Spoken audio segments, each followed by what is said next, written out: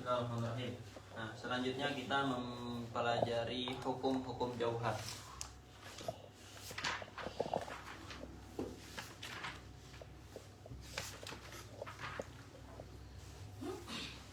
Sebelum ke hukum jauhar, nanti kalian coba buka di PDF-nya. Asy-Syi'athar halaman 17. Bukan Asy-Syi'athar Ulaidi ya. Asy-Syi'athar ini Syuja'i. Qauluhu lil alah. Ya kan tadi dia bilang apa? Ba di situ lil alah kan? Ya. Oh, siapa di sana? Nah, ba di situ kan lil alah. Nah, kata Imam Athar di sini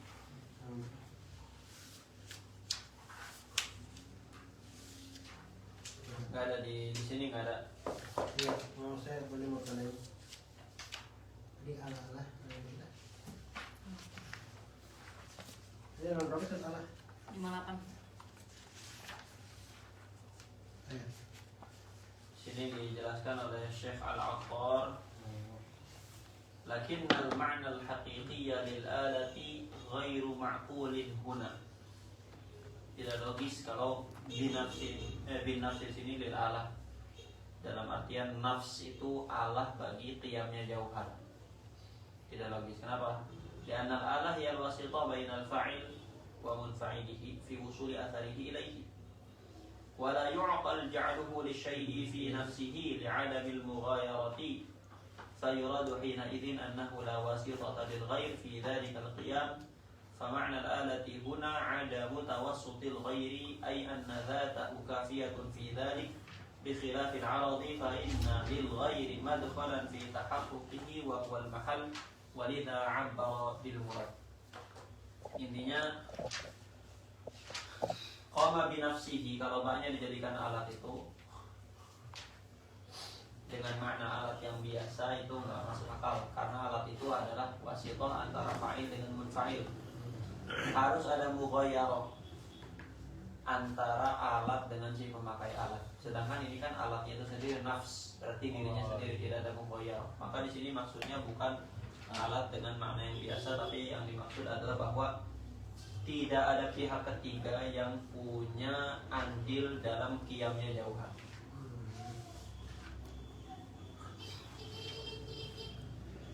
Hukum jauhar wa'lam anna lil jawahiri ahkaman minha annaha qabilatun lil baqa'i zamanaini mathalan.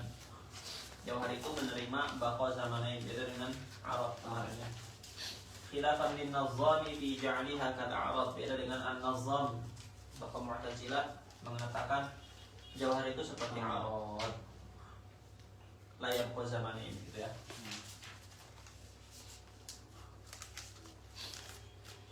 Ya, di ta'liqan nomor 1 itu qala al-Amidi fil abkar.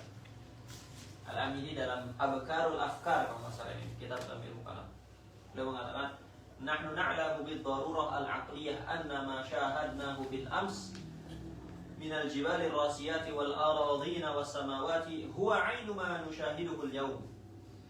Ya, secara logis gunung yang kemarin kita lihat ya gunung yang sama.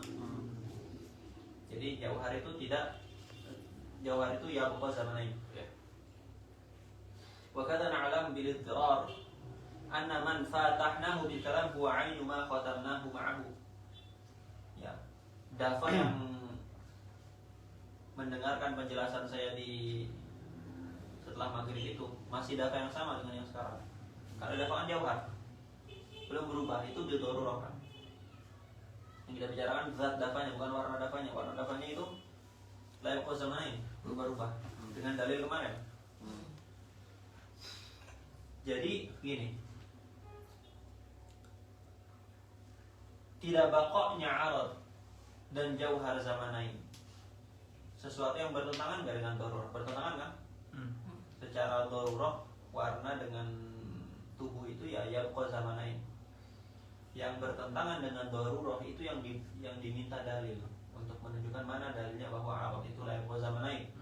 Dan Imam Asy'ari sudah mendatangkan dalilnya. Jadi dia tidak perlu mendatangkan dalil baqa'u al-jauhar zamanain karena itu daruri. Yang perlu ngasih dalil kalau dia bilang la yabqa zamanain.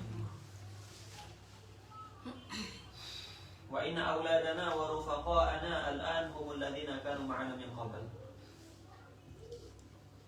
Nah, selanjutnya Nazam mengatakan jauhar itu seperti arad. Ta'liq nomor 2, fa innahu dhahaba ila annaha mutajaddidatun anan fa anan kal arad. Wa qila hadha an-naqlu anhu ghairu mu'tamadin alayhi li'annahu qala bi ihtiyaj al-ajsam ila al-mu'aththir hal al-baqa. Fatawahhamatin naqalatu annahu la yaqulu bi baqaiha. Jadi sebetulnya Nazam itu tidak secara sharih mengatakan bahwa jauhar la yabqa zamanain. Tapi pemahaman bahwa Nazam itu mengatakan jauhar la yabqa zamanain diambil dari pendapat dia yang mengatakan bahwa jisim butuh kepada mu'athir ibtidaan wa dawaman. Fi ibtida wa fi halatil baqa. Berarti dari situ jisim juga selalu butuh kepada Allah fi halatil baqa. Berarti dia mutajaddid daiman seperti Allah gitu ya. Dan ada kaidahnya lazimul madhab laisa bimadhab gitu ya. Ma yalzam min madhhabi syakhsin, lazimnya ini laisa madhaban lahu. Ngerti enggak? Karena bisa jadi ketika lazimnya kita bilang ini madhab kamu lazimnya begini, melahirkan konsepnya begini. Bisa jadi dia bilang enggak, saya enggak bilang gitu. Selanjutnya wa minha annaha la tatadakhalu ala jihati nufudhi wal mulaqat min ghairi ziyadatin fil hajm. Jadi jauhar itu tidak menembus satu sama lain tanpa menambah volume. Gitu ya. Itu hukum jauhar.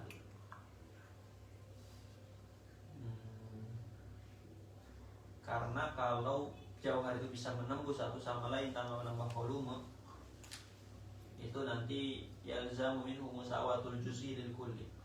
Sampai ruh pun itu ada penelitian, orang yang baru meninggal, orang yang sekarat ditimbang, setelah dia meninggal, baru meninggal ditimbang lagi, berat badannya nurun. Kenapa? Karena ada ruh yang keluar. Al-Burhan jauhar menurut ulama. Jadi pasti ada volume yang bertambah. Kalian nih sebelum makan timbang badan berapa? Terus makan, tepat setelah makan timbang lagi. Itu berat badan kalian nambah. Bisa 1 kilo itu namanya. Makan apa itu? Ya tambah minum bisa aja, tambah minum sama. Ya sebentar. Makan nasi goreng bola. Masih Ya udah, habis ini kita goreng ya. si goreng bola. Ada. Udah. Soalnya kalau misalkan jauhar itu bisa saling menembus. Nih, kalau jauhar itu bisa saling menembus, nanti kalian bawa duit 200 pound ke Ma'ruf, bilang ke tukang kitabnya, ini sebetulnya 5.000 pound, tapi dia saling menembus satu sama lain. Ya kan? Bisa disokat. nggak bisa. Kenapa? Karena jawahir itu la tatadafar ala jihati nafs. Wa min hatamasuluha fi sifat an-nafsiyah. Hukum selanjutnya jauhar itu satu sama lain sama dari segi sifat nafsiyahnya. Contoh apa sifat nafsiyah? Tahayyuz, qiyam bin nafs, ini semuanya sifat nafsiyah. Qabulil a'rad, semua sama-sama. Semua jauhar pasti mutahayiz. Semua jauhar pasti qaimun binafsihi. Semua jauhar pasti yaqbalul a'rad dan lain-lain. Jadi dari segi sifat nafsiyah sama. Adapun sifat ma'ani bisa beda-beda. Kalma iwan nar, seperti api dengan air. Dari segi sifat nafsiyah api dengan air sama nggak? Sama. Sama-sama mutahayiz, sama-sama qaimun binafsihi, sama-sama yaqbalul a'rad. Tapi sifat ma'aninya beda nggak? Beda. Kenapa? Karena makna yang ada di air dingin, makna yang ada di api panas. Beda kan sifat ma'aninya? Beda. Tapi sifat nafsiyahnya sama, gitu ya.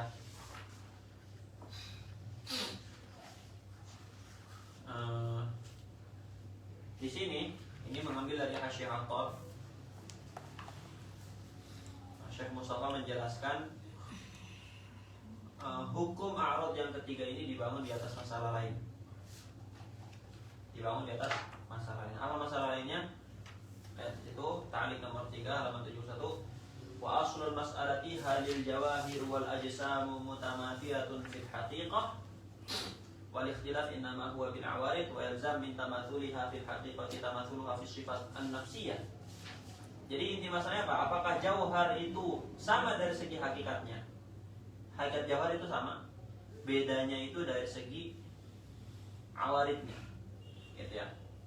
Jadi kalau hakikatnya sama, maka jauhar itu sama dari segi sifat nafsiyahnya. Atau jauhar itu hakikatnya beda-beda. Hakikatnya beda-beda. Nah, sehingga kalau hakikat jauhar beda-beda, mereka punya perbedaan dari segi sifat nafsiyah. Ada dua pendapat. Pendapat pertama, qala al-mutakallimun mutamathilah wa qala al-falasifah mutakhalifah. Menurut mutakallimin, jauhar itu sama, hakikat jauhar itu sama. Gitu ya. Berarti hukum yang ketiga ini tamatsuluha fi sifat an-nafsiyah itu versi mutakallimin. Gitu ya. Failusuf mengatakan apa? Jawahir itu beda-beda dari segi hakikatnya. Wa ma benar khilaf. Kenapa? Apa sih yang membuat mereka beda pendapat? Yang membuat mereka beda pendapat gini. Mutakallimin kan bilang apa? Jisim itu tersusun dari jauhar fard. Jauhar fard itu semua jauhar fard sama aja, nggak ada bedanya. Gitu ya. Jadi hakikat jisim itu tersusun dari jawahir fardah. Jawahir fardah itu semuanya setara. Jadi hakikatnya setara. Yang bikin beda apa? Yang bikin beda ini jawahir fardahnya ketika disusun bentuknya jadi nafar. Nah, yang ini ketika disusun jadi kambing. Gitu ya. Tapi jawahir fardahnya hakikatnya sama dari segi jismiyah dan jauhariyah gitu ya. Sedangkan filosof mengatakan apa? Jisim itu tersusun dari massa dengan surah. Jadi surah itu kan masuk dalam hakikat sesuatu menurut filosof. Nah, surah nau'iyah antara kambing dengan manusia beda nggak? Beda. Oh, dari situ berarti ajsam itu mukhtalifah bil haqaiq. Kenapa mukhtalifah bil haqaiq? Karena surah nau'iyahnya beda-beda. Gitu ya. Wa ma bidal khilaf anna al-mutakallimina yaquluna inna ajza' al-ajsam laysat illa al-jawahira al-fardata wa hiya mutamathilatun la yutasawwar fiha ikhtilafun haqiqatan. Wal falasifah qailuna bi anna al-ajsam murakkabatun min al-hayyula wa surah al-jismiyah wa an-naw'iyyah allati biha sharat al-ajsam anwa'an mukhtalifah. Wa min thamma tatakhalafu fi sifat an-nafsiyah wa yatarattabu 'ala hadha al-khilaf. Nah, apa di sini?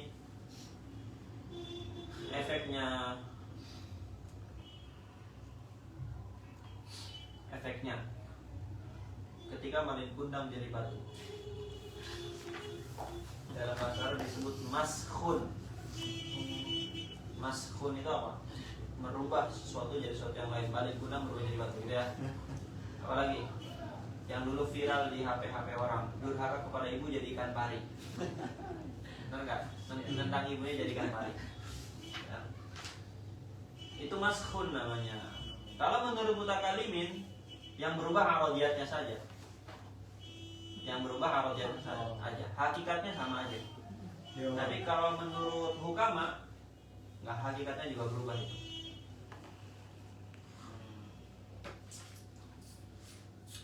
Nah, di sini dibedakan antara sifat nafsiyah dengan sifat ma'ani. Sifat nafsiyah dengan sifat ma'ani. Sebetulnya ulama Asy'ariyah, nanti kalian baca itu di ta'liqan nomor 1. Asy'ariyah itu ada dua kelompok. Kelompok pertama itu kelompok yang mengatakan adanya hal. Kelompok kedua kelompok yang mengatakan tidak ada hal. Apa itu hal? Hal itu adalah sifatul limawjudin laisat bimawjudin wala ma'dumin. Sifatul limawjudin laisat mawjudah wala ma'dumah. Jadi yaitu sifat bagi sesuatu yang ada,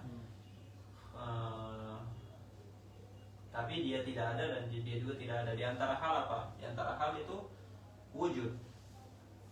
Di antara hal itu wujud.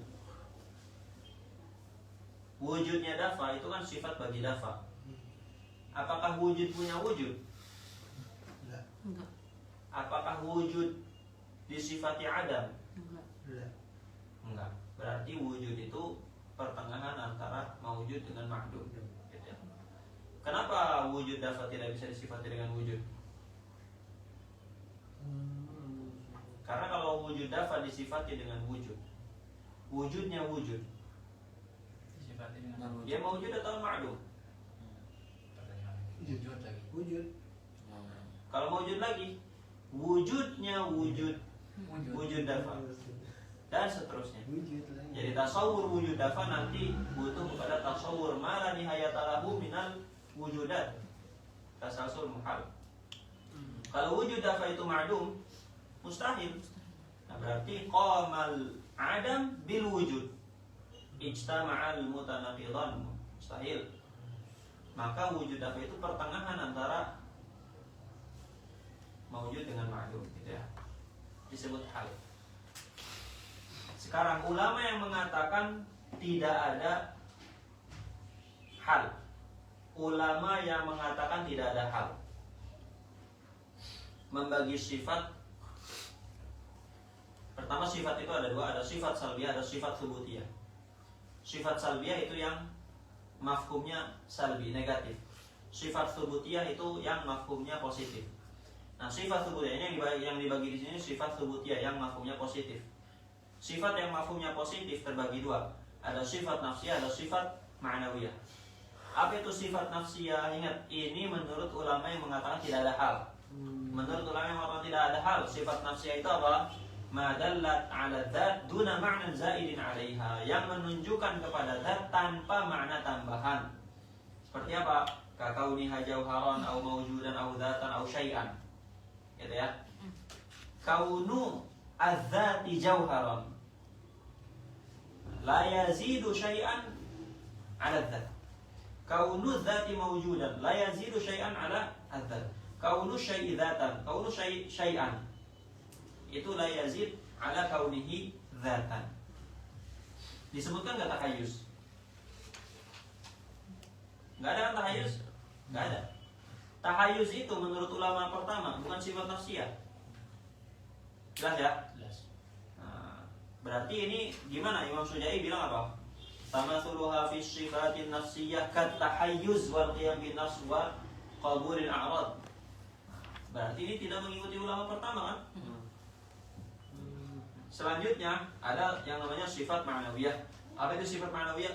Wa hiya allati tadullu 'ala ma'nan zaidin 'ala dzat. Itu yang menunjukkan makna yang lebih dari sekedar dzat. Seperti apa? Seperti tahayyuz, qiyam bin nafs. Nah, kalau ikut ulama pertama, maka contoh-contoh yang disebutkan Imam Sujai di sini semuanya sifat ma'nawiyah, bukan sifat nafsiyah. Jelas ya? Tapi ada kelompok kedua, kelompok yang mengatakan adanya ahwal. Siapa aja itu? Itu diantaranya Imam Al-Baqillani wa man tabi'ahu. Mereka mendefinisikan sifat nafsiyah itu apa? Ma la yasihhu tawahhumu irtifa'iha 'anil dzat ma'a baqa'i dzat. Sifat nafsiyah itu tidak adalah sifat yang kita nggak bisa menggambarkan zat terlepas dari sifat itu. Artinya nggak? Kita nggak bisa menggambarkan zat terlepas dari sifat itu. Artinya kita nggak bisa menggambarkan sifat itu tidak ada dan zatnya ada.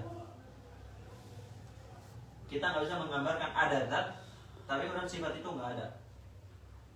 Meskipun dalla ala ma'nan zaidin ala zat. Meskipun dalla ala ma'nan zaidin ala zat. Tapi kalau dia menunjukkan kepada sifat, kalau dia merupakan sifat yang kita tuh nggak bisa menggambarkan zat, sedangkan sifat itu tidak nempel di zat tersebut, nggak bisa. Seperti apa? Seperti contoh-contoh yang disebutkan syari di sini, tahayyuz. Kita nggak bisa membayangkan adanya jisim. Jisim itu terwujud di alam nyata, kemudian sifat tahayyuznya tidak terwujud di jisim itu, nggak bisa. Itu sifat nafsiyah menurut kelompok kedua. Ya. Sifat ma'nawiyah itu kebalikannya, yaitu kita bisa membayangkan zat itu maujud, sedangkan sifat itu tidak ada. Tapi di sini, nah ini Intifa'uhu an zat itu semuanya nggak ada apa ada tersisa sedikit itu dari zatnya. Ini kan di sini kan nggak manis itu apa namanya? Kita ambil nih tahayuz.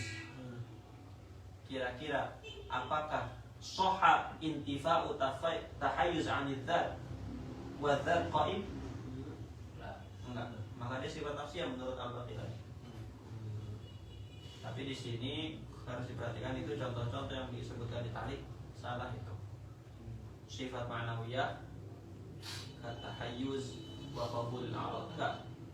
Tahayyuz dengan qabul al-arad itu sifat nafsiyah. Itu harus diperhatikan. Contoh yang benar apa? Ilmu ya, qudro alamiyah qadiriyah, itu contoh yang benar. Jadi nanti ini tugas kalian apa? Rujuk Hasyiyah At-Tor, sumber asli dari ta'liqan ini. Sumber asli dari ta'liqan ini. Kafal mar'u nublan an tu'adda ma'ayibuhu. Orang kalau aibnya bisa dihitung, dia mulia. Nah, kalau orang goblok itu kan gak kehitung aibnya, banyak banget. Saya kalau aibnya kehitung, oh ini aibnya, berarti mulia. Itu maksudnya. Jadi jangan kaget, oh ini saya Mustafa kok ada kesalahan di sini. Ya nggak masalah. nah pertanyaan hadat. Gimana? Lanjut.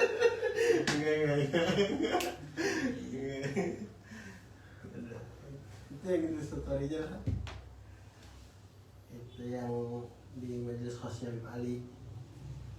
Ya. Nah, gitu ya. Jadi nanti rujuk langsung ke Hasyiyah At-Tor sama Hasyiyah Makhluf penjelasan ini. Nah, ini saya nggak ingat pernah muamalah dengan kitab ini. Tapi pas saya buka-buka, oh ternyata udah banyak tanda-tandanya. Jadi ternyata dulu saya mau ini, tapi nggak ingat.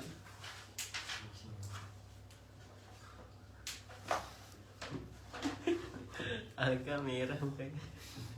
Jelas ya. Sem sampingnya dia soalnya. Udah. Kemarin sering kami sama Kaisar.